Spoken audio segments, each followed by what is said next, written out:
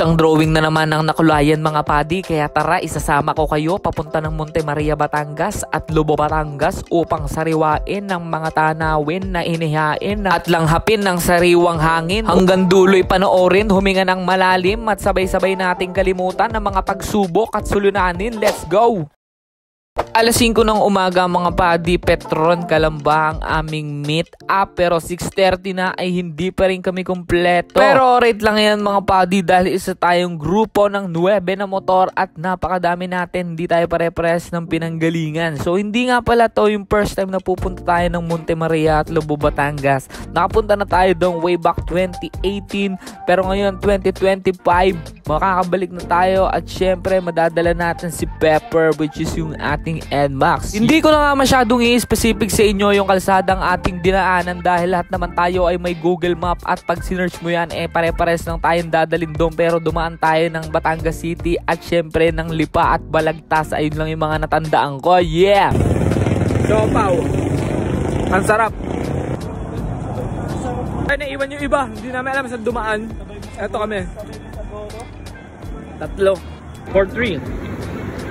Matapos nga nating antayin ang ating mga kasama dito sa may masarap na Siopawan, 13 minutes na lang mga padi, makakarating na tayo sa ating destinasyon, which is yung Monte Maria Shrine, si Mama Mary. Doon tayo unang magdodrop. At upang mapatunayan at aking masilayan ang pinagmamalaki nilang skywalk doon kung talaga mang napakabisa at napakaganda at bukas na ba talaga? Shit. 1 kalahating oras ang aking estema ng aming biyahe mga padi nang tayo ay makarating dito sa Monte Maria, Batangas, at may babayaran nga tayo ditong 20 pesos upang magsilbing parking fee at napakadaming motorista ngayon na tila ba may tindahan ng repo. Dito nga lang pala kami nagparking sa may parking sa baba at hindi na namin niaakyat ang aming motorsiklo upang mabanat naman ang ating mga tuhod at mga buto.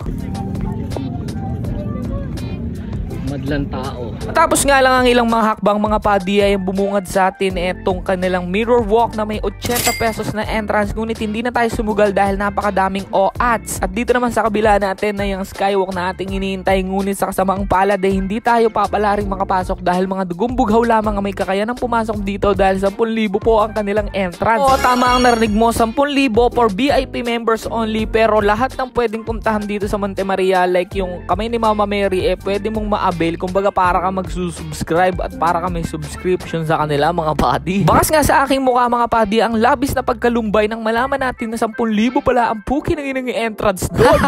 Baka na siya. Sobrang dami nga man ang pagbabago dito sa Monte Maria mga padi nung taong pumunta tayo way back 2018. At dahil wala tayong 10,000 mga padi maglalakad-lakad na lang tayo at susulitin na lang natin ang mga tanawin na ating pwedeng makita ng libre dito. At dito naman mga padi sa taas sa may kamay ni Mama Mary 150 ang entrance for 15 minutes ang alam ko, at itong telescope ay 20 pesos mga padi, 4 na 5 piso. At kung nangangamba ka mga padi na baka mapuno ang pantog mo at saan ka iihi dito, meron ditong CR doon sa may likod ni Mama Mary at 5 piso ang bayad mga padi, 10 piso yata pag at hindi ko na lang natanong at hindi ko na lang din na-videohan dahil ito ang binibidyohan ko, yung mga overlooking na lugar dito, at tayo ay aalis na dahil tapos na ang ating mission dito. Salamat Mama Mary, bye bye po. Daming repo, sold out, sold out.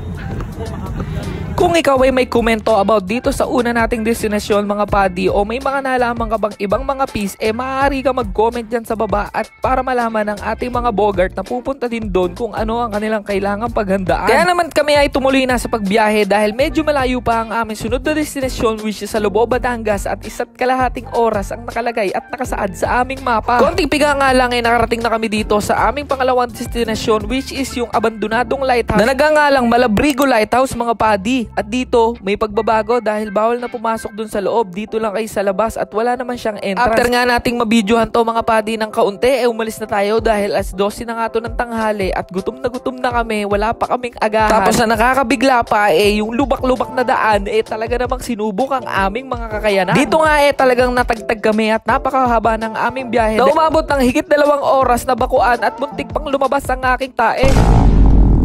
Signal. Wala din akong signal. Grabe yung kalsada Wala niya mo. Nang makalabas nga tayo mga padi sa lubakan, tila ba tayo'y nakaramdam ng napakaswabe at napakabanayad na pagbalik ng kamuntika ng dumila at muntika ng maging igip. Grabe na sa lababoy mo. Kaya ako inyong patawarin sa mga kumakain dahil kami ay kakain na rin. Sisig adobo, tuna, sabayan mo pa ng kanin at maha. Talaga na bang napakasarap pag food trip? Ito nga mga padi, napaka-relaxing ng napakagandang view na gawa ni GOD. Ang napakasarap gawin humigop ng sariwang hangin, huminga ng madiin, ngunit sa pagbuga ay yung siguraduhin na walang nakatingin. Panandalian muna mga padi na magmamalumanay tayo at sabay-sabay nyo lamang tignan ng mga kaganapan dito na napakaganda at sana makulayan nyo na rin ang drawing nyo pumunta dito. Tunay nga mga padi na pag mahirap puntahan talagang paraiso ang iyong makakamtan. At ang sabi ko, salamat G, binigyan mo ako ng pagkakataon mapuntahan to, hindi tulad ng nanonood na yan, nabuha ka ng shit, ayaw mag-file ng leave, tapos panay lang plano. Uwi na kami. Ayan. Ano, dogs? So yan, dogs. So. Last mo, dogs. Pals. Hanggang dito na lang mga padi, maraming salamat sa tumapos ng video. Naway na isama kita, naway na pasaya kita ng bahagya kahit kakarampot. Hanggang dito na lang, yeah! Automatic, yeah! I'm out! Pew!